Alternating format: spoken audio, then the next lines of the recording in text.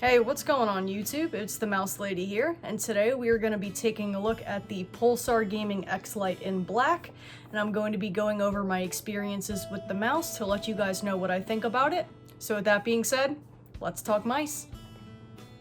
So I know what some of you are probably thinking. Are companies really still making lightweight EC-inspired mice? I initially had the same thoughts and wondered what made this one different from the others, so let's jump into it. Pulsar Gaming was kind enough to send this out to me for review, but all thoughts will be my own. So here we have the Pulsar Gaming Xlite in black, but it also comes in a white variant on their website, but is currently sold out at the time of recording this video.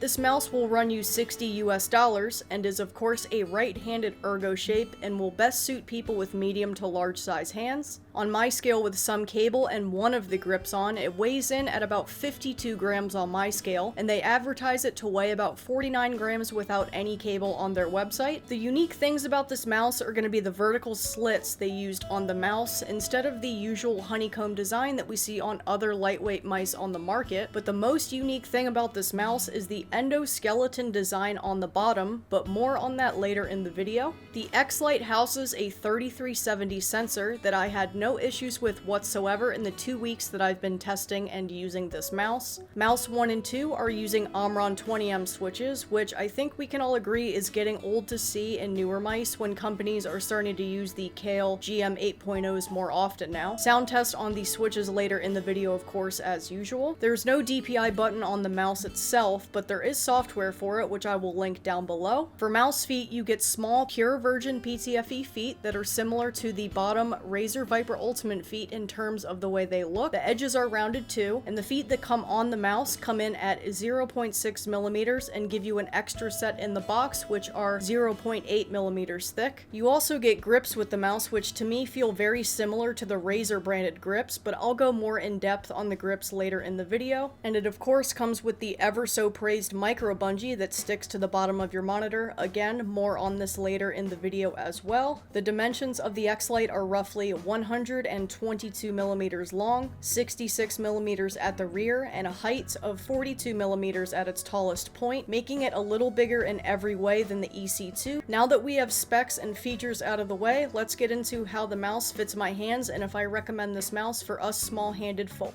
Alright, so you guys know the drill at this point. Before getting into my experiences and thoughts of the mouse in general, I'm gonna go over how the mouse fits my hands and my grip style. So for those that don't know, I reviewed and used the Vaxi Outset AX before this mouse, and I won't even lie, it was hard using this mouse after using that for a while since I loved the Outset AX so much, but it's not fair of me to dismiss this mouse just because it doesn't feel as good in hand, and I wanted to give this as fair of a review as any other mouse. So without any sugarcoating or nonsense, this mouse is just entirely too big for my hand size, which if you're new to my channel, my hand size is 15 by 9 centimeters. It forced me to pretty much palm grip it, which isn't my normal grip style at all, and when I tried to claw it or even just relax claw it, it felt really clunky in hand. If I did claw it the way that I normally do on other mice, I couldn't reach the front side button without really straining to reach it, and it was the same exact thing with the scroll wheel as well. If I wanted to claw the mouse, I had to hold it really far up, which threw me off in game since I'm not used to holding a mouse that far up, so it would in the end just force me into a palm grip. I can see some people with small hands maybe liking a mouse this size if they palm grip, but for me personally, this mouse was just way too big and clunky in hand to use comfortably to game on. So if you have small hands, I'd avoid this mouse unless you prefer bigger mice and palm grip, but even then it may still be a little big, so don't say that I didn't warn you. So now we will get into my overall experiences and thoughts on this mouse. So now getting into how this mouse was during my use, you guys know by now that I always do the bad news first before the good news. So getting into what I didn't like, which some of it is 100% me nitpicking. So the first thing I was presented with when I got this mouse was of course the box, but holy shit was this box a total pain to open. You had to shake it for the bottom part to start coming out just just to open it, which was annoying, but realistically this has nothing to do with the mouse itself, so moving on. So as I mentioned already, the mouse was just too big for me, and also took me a few days to adjust to since it's so light. My aim was incredibly shaky, but this is more so a me problem, and again not an issue with the mouse, but something that I wanted to mention in case others are used to heavier mice like myself. While on the topic of weight, I did notice the mouse was just a little front heavy since the back of the mouse is completely empty because of the design that they went for, but this didn't affect me in game at all, to be fair. One thing that annoyed me a little was that my copy came set at 1200 DPI, which is a pretty unusual DPI, so it pretty much forces you to install the software to change it since there's no DPI button on the mouse. It would have been nice to just have it set at 800 DPI like most other mice do. The build quality of this mouse is very good, but I did notice right away that my left click on my copy was pretty mushy and nowhere near as crisp feeling as my right click, with my left click also having more pre and post travel, which you'll see on screen now. The side buttons to me also just felt kinda meh to press and didn't really have any crispiness or tactile feedback, and have a good bit of post travel on my copy, more so on the front side button, which is usually the back side button with more of these issues.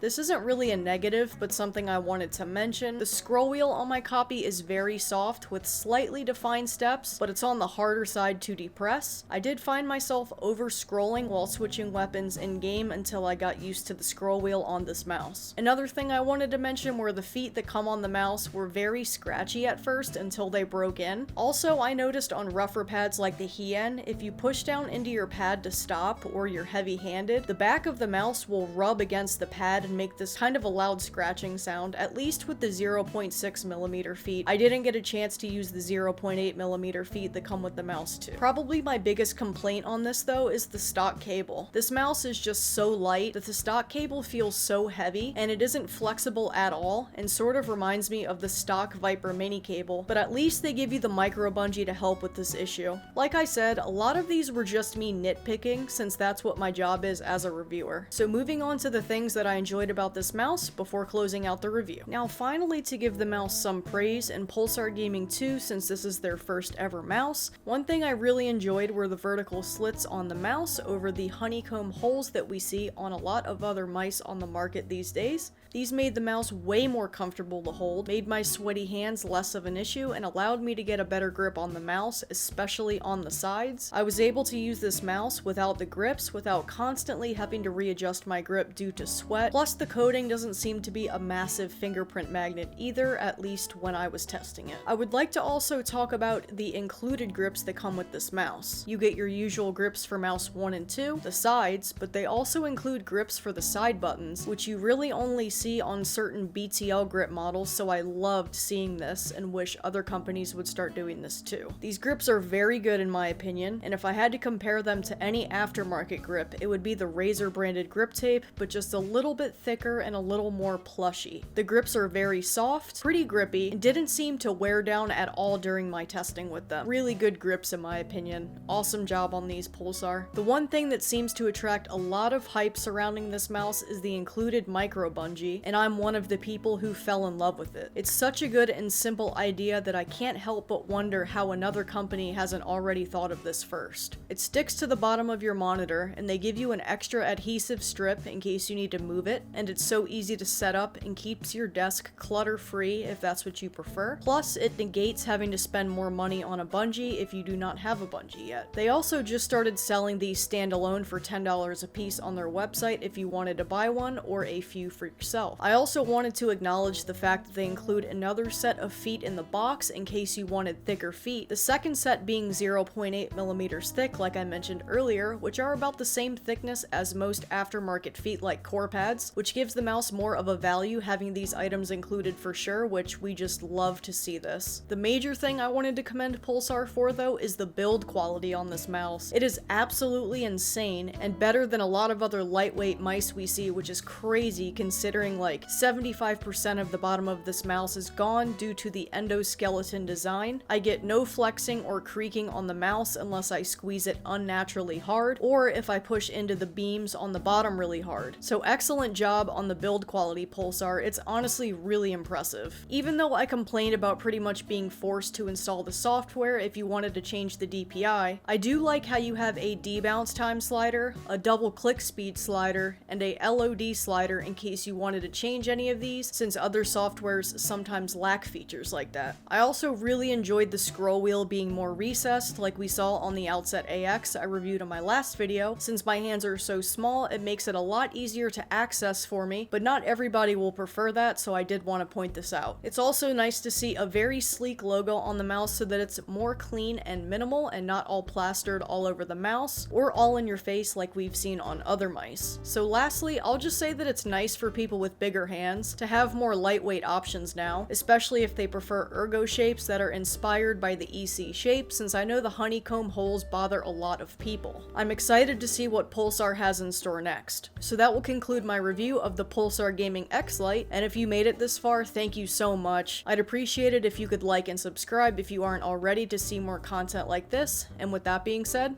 I'll see you in the next one.